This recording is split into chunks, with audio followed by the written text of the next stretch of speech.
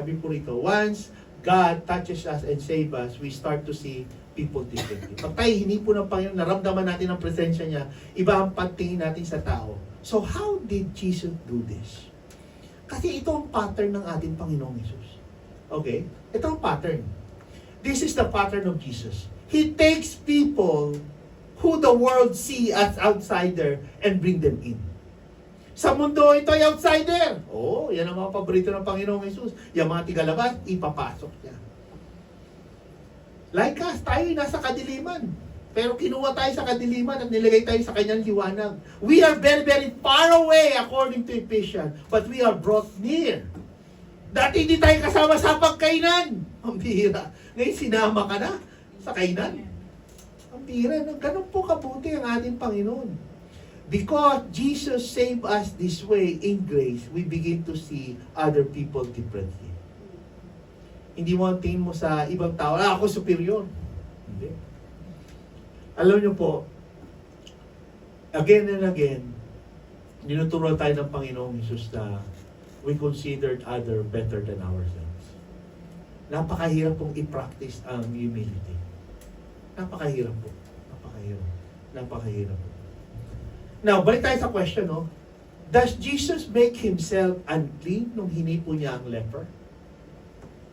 Yun ang tanong, no? Hindi po. The answer is a big N and a big O. Put them together, no. Bakit po? Sabi kasi ng Panginoong Jesus, I am Mr. Clean, cleanliness. None can anything make him unclean. No matter how defiled we are, you and I, no matter how stained, may mantya tayo or tainted, no matter what we have done, kung anong nakaraan mo. Pero the minute Jesus touched us, we're fit for God present, or the present.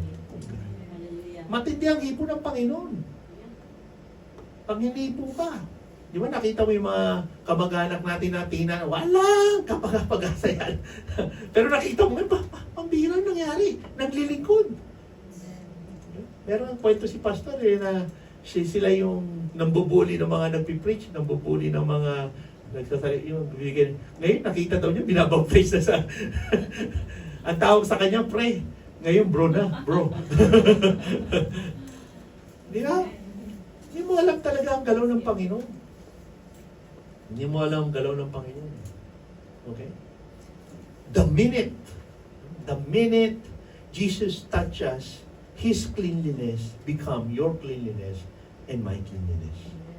The minute Jesus saved us, His cleanliness transform us. Binabago po tayo araw-araw. Binabago po tayo araw-araw. Isipin niyo po yung nakaraan niyo. Ikaw ate, isipin mo yung unang dating mo rito, 20 years ago. Malaki nagbago. Malaki nagbago, di ba po? Malaki nagbago. Our relationship to ourselves changes. And that is true. And our relationship to other changes as well. Mababago ka at mababago pag hinipo ka ng Panginoon.